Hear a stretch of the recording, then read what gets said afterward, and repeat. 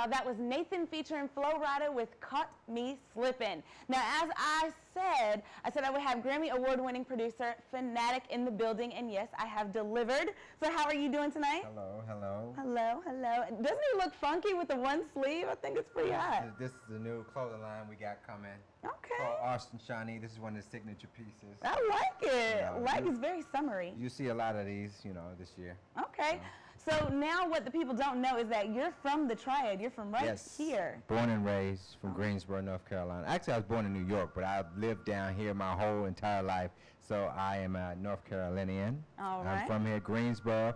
Went to Greensboro Day School. Went to Ben L. Smith. Graduated from Ben L. Smith. So look at that, Smith graduates. You're gonna have a lot of them calling up now because they get excited. Those are my people. Those are my people. So what made you get into music? What was it about music? I've always had a passion for music as a child, and then this whole producer thing started to jump off. All right. And it's like I ended up being a producer, not even knowing that that's what I was doing the whole time. And then when I went to music school, I found out about Quincy Jones and all these different Phil Spector and all these different producers, and I realized, hey, I've been doing that all along. Okay. And I kind of like the power of being able to have the vision and control how the song comes together and telling people what to do and whatnot. So that's how it came together. Now, one thing that I was excited to learn about from you is Lil' Kim's record, Crush on You. Yeah. That's your baby. Yeah, that was the foundation. That. Yes. Yeah. How was it working with Lil' Kim, first of all? It was actually good, but when we actually did that record, I worked really more closely with Mace and Biggie on that record. Oh, wow. Because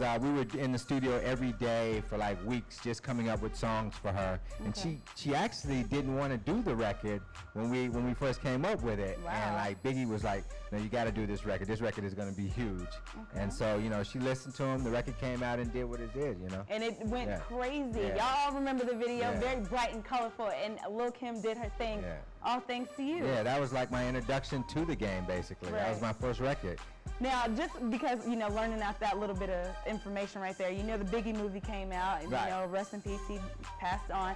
How was it watching that, considering you were kind of part of that history? Yeah, it was a little weird because I actually, developed a friendship with Biggie when working so closely with him in the studio. I remixed some of his records for the Born Again album, and just like seeing that whole thing played out and knowing what really went on versus what we were seeing in the movie. It was kind of like, weird, like watching that whole thing. Yeah. Understandable. Now with Lil' Kim, she's going through her transitioning right now. Do you think, the way she looks and how she's perceived in the media, does that detect any way of her skills, like moving on if she was to ever put out another album? I don't know. It's just weird for her, but when you really look at all of Lil' Kim's records, all of her hit records, she always had a guest appearance on them. Right. And I just realized that the other day, she's never technically been out there by herself and had a hit record where she just stood on her ability alone, which she should have because she is that good. Right. And I hear, when I listen to Nicki Minaj, I hear of some comparisons. And some of the style is very reminiscent of Lil' Kim, so but Nicki Minaj is just incredible right now, and she's got it. But Lil' Kim definitely has been one of the best female rappers for a long time. I definitely agree with you. So I don't know why she's not out there. People waste a lot of time, doing other things instead of like focusing on what they are really good at, and she was really good at rapping. I don't know why she's not, having records out and whatnot. Okay. Now, in reading your bio, I found out that you have worked with Beyonce, Anthony Hamilton, Michael Jackson. What is that like to go from the Piedmont, from the Triad, and move and branch out and get to that caliber of people? Well, my thing is that, like, even though I'm from Greensboro, I never had like the small town mentality. I always felt like, I could touch the sky. So it's like, I was telling somebody earlier today, just like going back and forth to New York. Like New York to me is like around the corner. Right. But so many people think of you got to plan it out 6 months in advance and all this. And I just like, I was working as a desk clerk at a hotel. Those that y'all know, y'all remember the Super 8. Hey now. I was a desk clerk at the Super 8 working 3 days a week, and I had 4 days off. And on my days off, we would just jump in the car, drive to New York, spend a couple of days up there networking, and then come back. So, you know, I was seeing these different entertainers and artists when I was up there. So I kind of got accustomed to like, hey, I can get in the mix with these people. I just got to, you know, be here. So I was just going back and forth.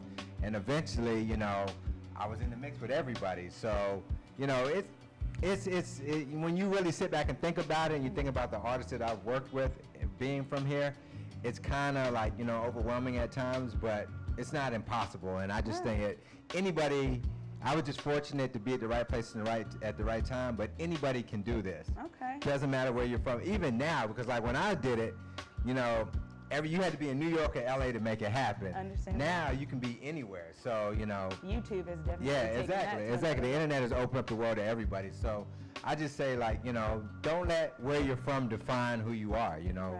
Right. Reach for the stars. Local artists, I hope you heard that. He said, don't let where you're from define where you go. All right? All right, I definitely dig that right there. 6 degrees of separation, you can touch anybody. All right now. See, you inspiring me. I'm going to make it. No, I'm just joking. No, but now you're saying that, you know, you don't have to be from a small town to make it. Now we've got a lot of local artists. We have home team music here at VideoMix, and you being on the producer aspect of it, what is it that you can tell them? I know you say, you know, just driving up to New York, but what was your grind? What did you do to accomplish what you had? Well, one thing I did as a producer is I made sure that I studied a lot of music from the past. I studied all different genres of music, because the one thing you got to remember as a producer is you cannot get pigeonholed into one form of music. Right. You have to be able to do everything, you know, and do it well. Because you look at Timberland, for instance, he started off as a hip-hop producer.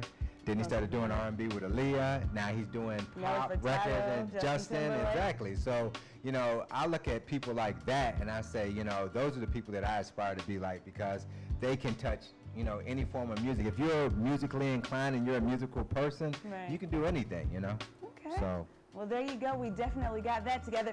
But, you know, right now, I'm definitely going to throw it back. I'm going to let you throw it back to the little, you know, we're going to do the Lil' Kim record. So I'm going to let you introduce it. I'm going to let you introduce it to everybody. All right, this is Lil' Kim with Crush on You. This is my first #1 record on the Billboard charts. You saw it here. All right, you're catching right here on VideoMix TV. VideoMix, you got it.